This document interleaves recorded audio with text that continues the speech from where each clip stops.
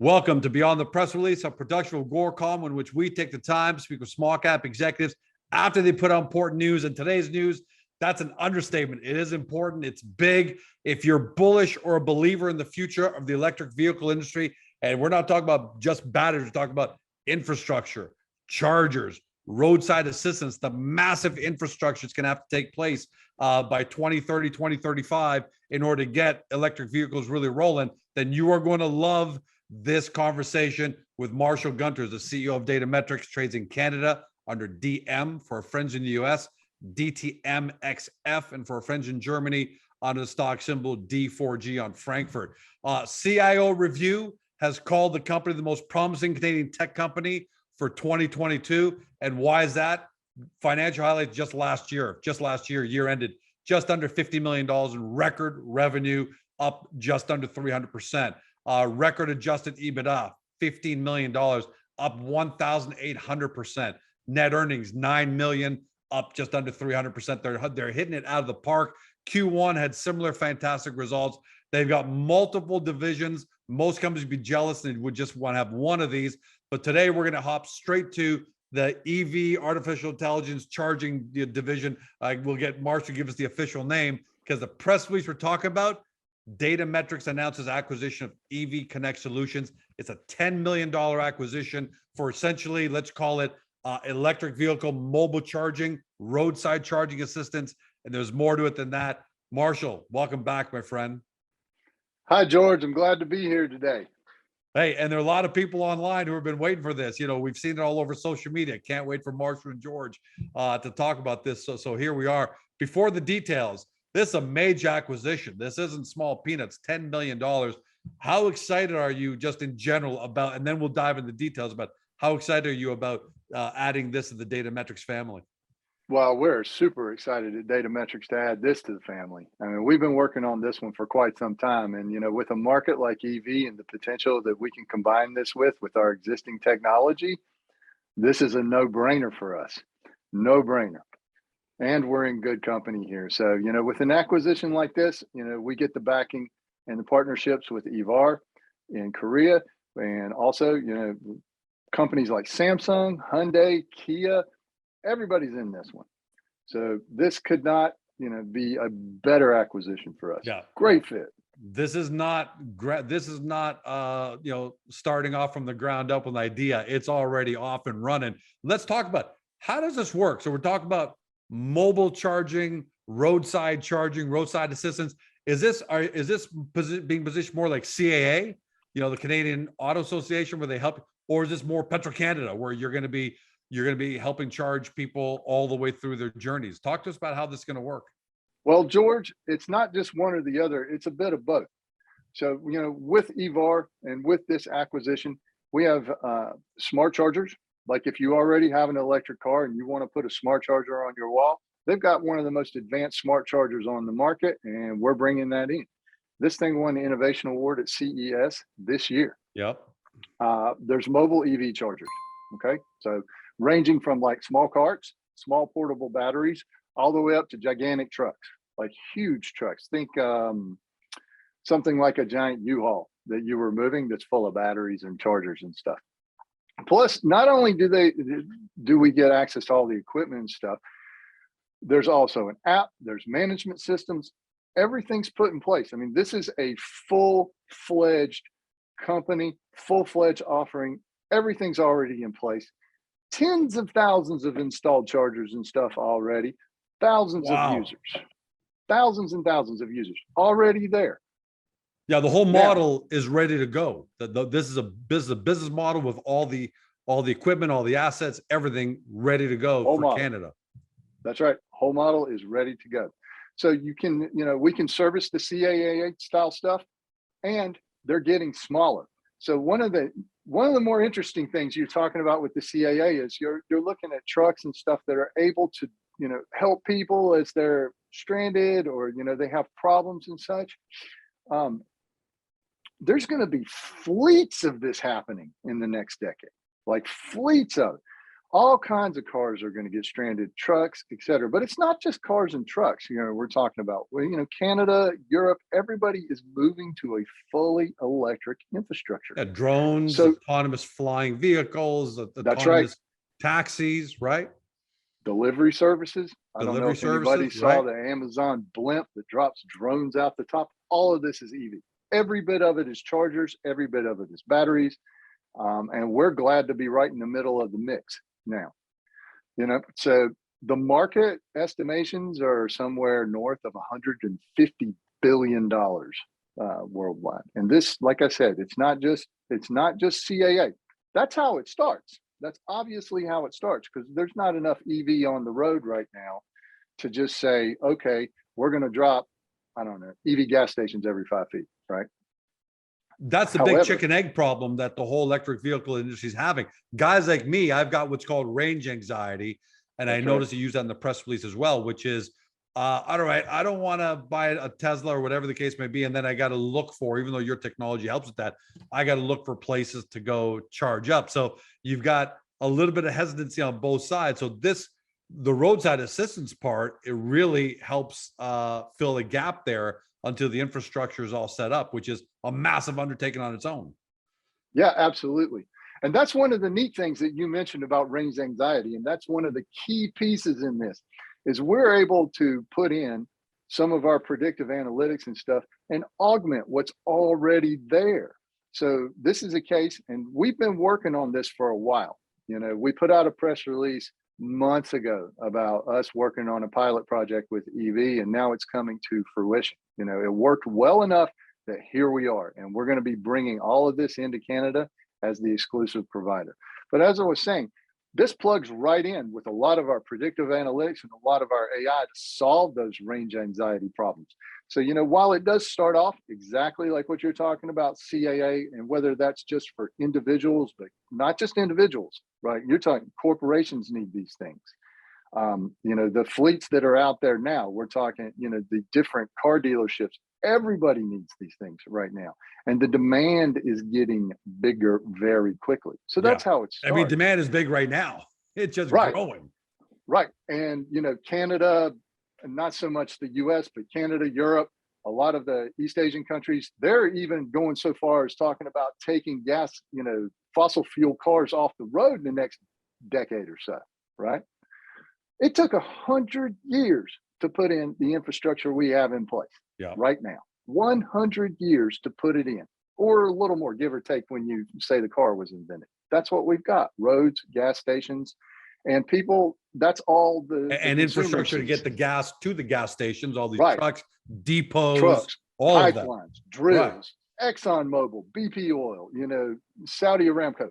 All these things are put in place to run cars. That's what it was originally, that's where all this comes from, to run our vehicles. All those vehicles are going electric. There's 10, 15 years to get that replaced and working. Like, that's going to be a massive endeavor. That's the long-term shot of where this comes in, right? This stuff is only going to advance further and further and further. And you get to fill that gap in the meantime. You can solve the long-term issue, but until we get to that long-term infrastructure solution, the great thing is this allows you to fill in the gap in the meantime. Yeah, absolutely. So we can, we start off filling the gap, as you said. We start off with the fleets of trucks. There's several mobile charging units already on their way, and they're going to be over here in the Canadian market in the next, 6 months, few months, stuff like that. And then, as you said, as this progresses, this is the type of tech and type of pieces that are going to be replacing gas stations. People are going to put these things in their homes. They're already doing it. I have one in my home right now. We have a hybrid vehicle out front. We haven't hit a gas station, I'm not joking, probably 2 months. Something like that, maybe even longer. Your timing is impeccable, by the way, given the fact it just cost me $200 to fill up one of my SUVs yesterday. Yeah. Sometimes it's kind of better to be lucky than good. Yeah. So that's serendipitous. Yeah. Hey, so what does rollout look like in terms of both time and geography? Obviously, these products, all this whole infrastructure, all these products, all these assets aren't coming from Korea. and you're going to make them available coast to coast, in Q3 or Q4. So give us a sense for what the rollout's going to look like time-wise and even geography, if you know it offhand. Like you might start off in Quebec first, or you might start off in Ontario. How's that look? How's that going to look?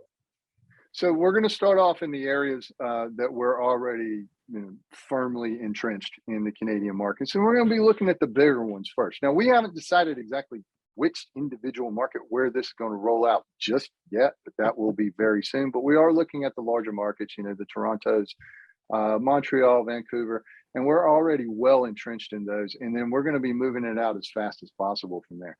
Now, as I was saying, this one's coming out quick. This stuff is already built. It's already there. And there is no way in the world that we could have come up with this type of stuff for 10 million bucks. Absolutely no way, and not with as aggressive a rollout plan as we're talking about. There's absolutely no way. Well, that answers a Twitter question where someone said, "Hey, George, can you ask Marshall why are you paying $10 million for this company? It seems like you're paying way too much." And here you are saying, I couldn't even do the capital expenditures with 10 million. You couldn't even get anywhere close to this. So it's well worth it. No, not at all. There's no way we could get anywhere like remotely close to what we're bringing to the table for this amount of money. Absolutely not. But when you were talking about rollout, so Q3, we're looking to have, the apps and everything running in beta just to make sure everything's good. And then we're going to start pulling in revenue in Q4. That's the plan right now. And like I said earlier, the target markets, we're starting to a couple of the bigger markets first and roll that thing out as fast as possible. Will the roadside be first, Marshall? Does that make sense? Because roadside, you can literally pardon the pun, but hit the ground running, and then infrastructure, it takes a little more time because you're going to have to find partners and shopping malls or whatever the case may be where you're going to partner up with them. Right. But the roadside starts right away, right? Yeah, the roadside starts almost immediately. Like I said, the app's just being converted for the North American market. Right. There's things that have to go on under the hood there. Most people think it's just translation and a few things like that, but it's not. There's more. There's legal that you have to go through, even down to, like volts and watts and different charging stations and pieces like that. How does our infrastructure work over here versus how does the infrastructure work, say in China or Korea or Japan or something like that, or even in Europe, right? So all that's got to be converted. It's on its way. And, we'll be rolling this out in a few months. Like that's it. It's going and it's going fast. And so we're super excited about that. Now, and this is just all stock deal, by the way. I want to just say something quickly there. What does that say about EVAR and EV Connect that they're willing to take this all in stock? I don't think there's $1 in cash here. So what does that say that they're willing to take their compensation in stock? Well, it's not just that they're willing to take it, it is they want to take it in stock. So we're talking to companies like this. This is $10 million. They believe this is going to work. Otherwise, they won't take the stock or they won't push to take the deal in stock. And that's really what it boils down to is the guys on the other side of this deal think the stock is more valuable than any cash we can hand them right now. And quite frankly, we agree. Yeah, so it works great. You don't have to lay out cash, even though you got a lot of it. Thank goodness you got incredibly strong balance sheet. You're able to actually just utilize your stock as currency right now. Well, yes, for this deal, we absolutely are. Now, we're not saying that the cash is going to be on reserve or anything like that. No, but we're looking to get our shareholders the best value, and bringing this in. This is a huge amount of value for these guys, especially over the course of the next, year, 2 years, things like that. This is going to explode. And that's what that's what we're doing. One other thing I wanted to mention, I want to backtrack just a little bit. You were asking about the CAA model. There's one other piece that didn't talk about in there, but like the portable batteries that are already there that EVAR has and et cetera. These guys can even go into like Uber style fleets. And that is something that people are actively exploring right now. Is there a component of the gig economy in with this? And the answer to that is absolutely yes. And EVAR is not the first person to see this, right? We just saw recently where Ford is going to drop charging cables into F-150 trucks. Okay. But again, as I said, the management systems, the apps, all this stuff, we have it now. We've got it all. We don't have to build any of that. We move it into the North American market and we start moving. And so we're going to be able to hit the ground running very, very quickly. Are you going to be using EV Connect as the brand here in Canada as well, or maybe what does the branding look like? Well, right now it's EV Connect Solutions, and right now there's no plans to change that at the moment. If there is, we'll let everybody know. And I know there's a lot of moving parts. What does the revenue model look like, as much as you can tell us right now? Because there's charging, there's the portable batteries, there's the infrastructure. Ballpark, obviously, you guys did all the math, and $10 million in stock. You're happy to do it. So you must be seeing something now. And I'm not asking for projections, just asking for what the revenue model looks like, because we can't give projections right now. That's for sure.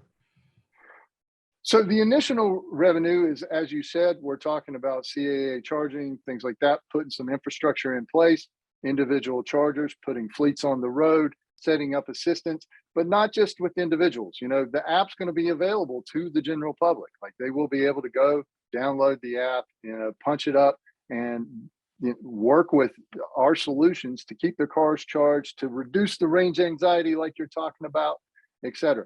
But we're also working with corporations on that. CAA has fleets out on the road. They need this stuff. The different car dealerships and things, they all have the same thing. They need it too. So that's where the initial revenue, is coming from. But there's also other things in there that a lot of people don't think about. Like, for every kilowatt hour that we push out the door, there's a carbon tax credit on it, right? We can leverage that. We absolutely can leverage that. And there's other incentives that are coming down from the government, more and more and more, and they're only going to accelerate. Like, if Canada and the EU and places like that really want to hit these targets that they're talking about, these are going to accelerate. There will be no shortage of cash for making sure that this industry gets rolling.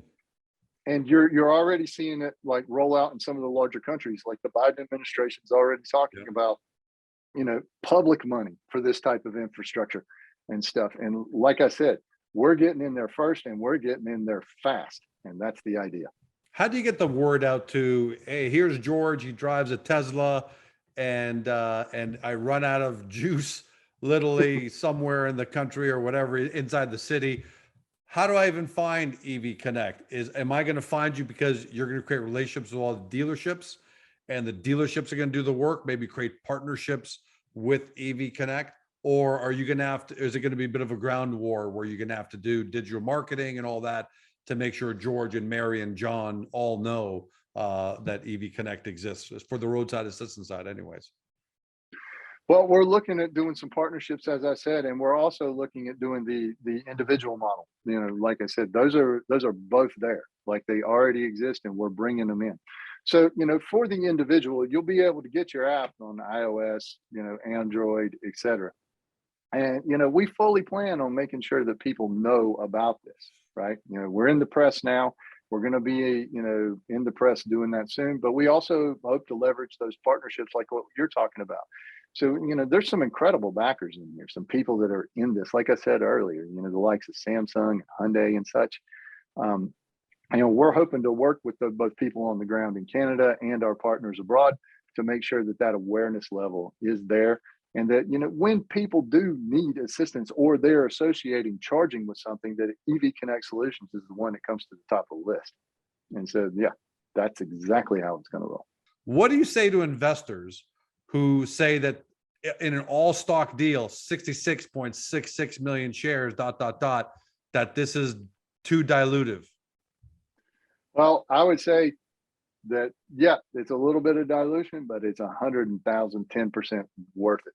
These companies come in, we're talking big companies here. Big companies involved in this deal. Samsung, Hyundai, Kia, EVAR, these are big companies. They don't want our money. They want the stock because they think it's going to work. We are an exclusive partner in the Canadian market. They think this is going to work. They think the stock's going to be way more valuable than any kind of cash that Datametrex could furnish them. So as these types of negotiations go, That's where we are. And I've got to presume, correct me if I'm wrong, but if you were giving that stock to George, maybe, right? He, I might be flipping for nickels, but because of these businesses are so big, because they made such big investments, and because this is such a long-term strategy for them, even though it's dilution, they're not flipping for nickels here, right? I'm assuming they're going to lock these away, and I don't know what the time period is because I can't speak for them, but I've got to think 5 years, maybe 10 years, because they want to see this technology become mainstream. No, absolutely. They want to see this technology become mainstream, and they wouldn't put their name on the dotted line if they didn't, right? And, that's obvious. So, these companies, people like that, they're looking for that value. What's this going to turn in, 2 years? What's this going to turn in 5 years? What's this going to turn in 10 years? In 10 years, when there's an EV or some sort of electric powered vehicle, drone, bus, truck, running around, they want to have the infrastructure in there to support that. They want to be the ones helping to provide that. That's a massive investment for them. And given the fact that this market's supposed to really, really hit maximum velocity in 2030, 2035, somewhere in there, again, we can't speak for them, but this isn't like you just did a financing with GeorgeCom Finance at 15 cents for $10 million and 66 million shares, where you think, 4 months from now, GeorgeCom Finance is probably going to start to leak this out slowly and recoup some of their capital. I would assume they're just going to tuck this away. I would assume so too. Based upon the conversations we've had, they're looking at this as an opportunity to get into a new national market and then to move it on to other markets past that. Like, this is huge for them, beyond anything $10 million could even speak to. Last question. The hardware is on its way. I guess it's on containers. It's coming over by ships. When it lands in Canada, are we going to get a chance? Maybe you guys get to actually see it all through video. Maybe we even do a remote interview so that well. And when do you expect that to happen? I think you said next 4 to 6 weeks. No. The hardware is coming in over the next several months. Okay. Like I said, this is a full-on blitz into Canada and the North American market. So there's a little bit of work to do there. Like I said, there's different volts, watts, things like that need to be taken care of. And then things are shipping right there. This is in process as we speak. Again, we're looking at a Q3 beta, right? So once all that gets done, another few months, we'll get through this and, the rest of the summer, and then boom, off and running, Q4 revenue. That's where it is. Man, that's exciting. We're not talking about, 12 to 18 months out. We're talking about, we're sitting here in essentially the middle of June. And by the end of the year, we're going to see these things on the road. That's really exciting. And, a lot of times I'd say, or people watching and listening might say, well, we'll see how it goes. But the fact of the matter is, whatever you guys have touched, every division, the other divisions, you guys generate revenue, you guys generate customers. And so we have no reason to believe it's not going to be the same here. So Marshall, can't wait to see this hit the road, and can't wait to have you back on, my friend. Absolutely. So I'll be glad to come back on anytime, George. I enjoy it. Yeah. Especially if we're doing it live from, the road, and getting to watch the products in action. I think that's good. That's going to be amazing. And, the range anxiety is a problem, right? I speak to a lot of people who think that that's and you even had some stats that said, if I remember, I saw 80% of people won't buy a car unless it's got over 400 kilometers, an electric vehicle unless it's got over 400 kilometers of range. So clearly there's a massive gap there, and congratulations on being one of the, not just being one of the leading companies, but the fact that this is a spin-off from Samsung Electronics C Lab, and they've, they've created this effectively this partnership with you. I think that's unbelievable to you and your team, Marshall. Thanks, man. Thank you very much, George. And we're really looking forward to it. Super excited about this. To everybody at home, if you've been watching or listening by podcast on Spotify, Google, Apple, your favorite podcast platform, it's Marshall Gunter. He's CEO of Datametrex, trades in Canada under the stock symbol DM. For our friends in the US, DTMXF, and for our friends in Europe on Frankfurt under D4G. We know there are a lot of moving parts because this is cutting edge technology, which on the one hand is really exciting because we're talking about the future. On the other hand, it's not widgets, it's on hamburgers. So there's a learning curve here. Well, the company's profile page on Agoracom, that's your first step, because we really go out of our way to provide a good layman's term overview so you really understand what the company is doing, have a good foundational knowledge. And as soon as you got that under your belt, head right over to the Datametrex website to your deep dive due diligence. If you're a big believer in artificial intelligence, the electric vehicle infrastructure, and the entire market is going to surround that, then you've got to do your due diligence. Just don't say 12 months from now, we didn't tell you so. Thanks for joining us. Have a great day. See you next time. Hey guys, the video's over, but don't forget to help your company by liking it and even leaving a comment below. And then don't forget to help yourself by subscribing to our YouTube channel so you never miss another great Agoracom small cap video.